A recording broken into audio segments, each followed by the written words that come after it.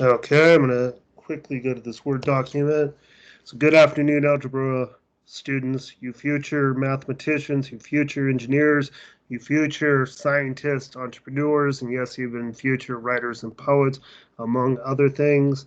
To quote the John Keating character in the movie Dead Poets Society, played by Robin Williams, as he implored his students to not turn a blind eye to the beauty of poetry, no matter what anybody tells you, words and ideas can change the world. We don't read and write poetry because it's cute. We read and write poetry because we are members of the human race, and the human race is filled with passion. Williams goes on to quote the poet Walt Whitman that the powerful play goes on and you may contribute a verse. I don't teach poetry, but this art form is principally about uncovering a kind of pattern or rhyme stemming from the meter and verse that is not merely beautiful but also invariably logical too in its pure precision. This acuity is echoed in the play Romeo and Juliet by William Shakespeare, in which Juliet says, "What's in a name? That which we call a rose by any other name would smell as sweet." The idea is that such fundamental truth, like her love of Romeo or the smell of a rose, cannot be altered by societal convention. Similarly, the theoretical physicist Richard Feynman elaborated on the beauty of flowers when he said, "I can appreciate the beauty of a flower at the same time I see much more about the flower.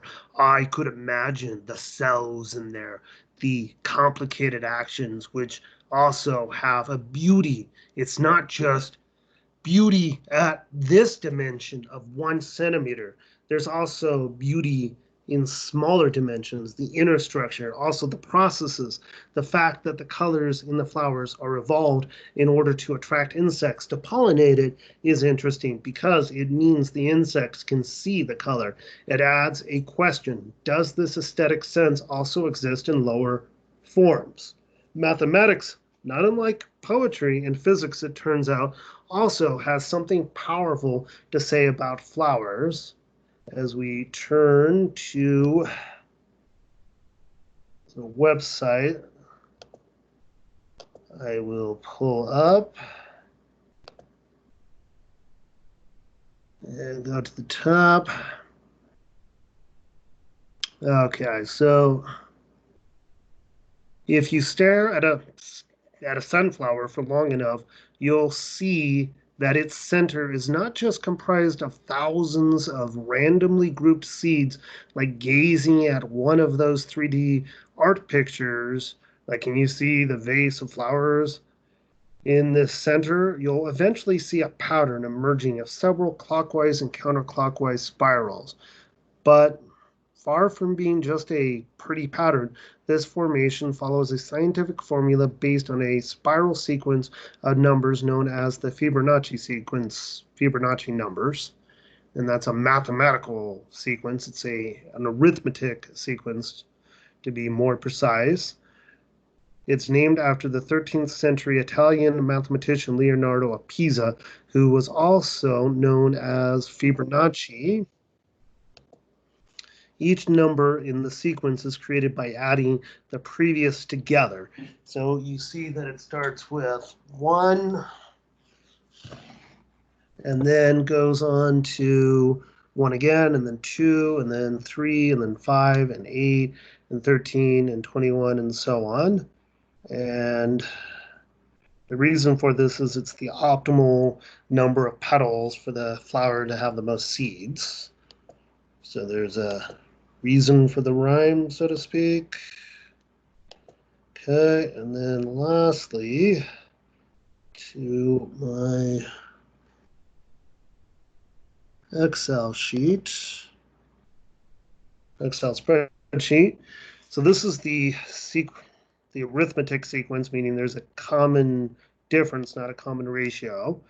So we start with 0 and then 1, and you see this 1 is just 0 plus 1. It's adding the two previous terms, 2, 1, and 1.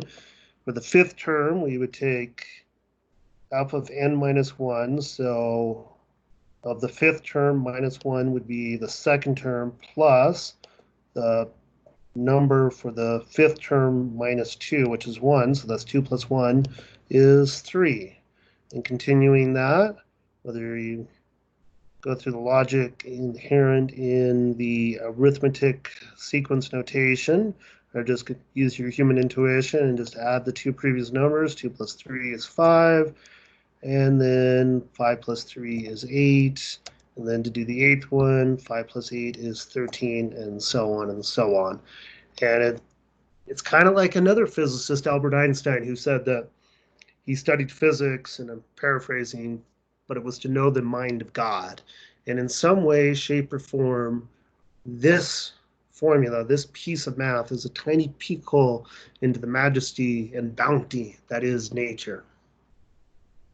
And that is one reason to study math. And hopefully, it'll have returns for you, such as adding and subtracting fractions as a carpenter, or if you're a stockbroker and you're using algebra and calculus to, whatever it is you use, hopefully, just like we study history and poetry for its inherent beauty, there is also an inherent beauty in math, whether you find an immediate return in the job market for studying it or not.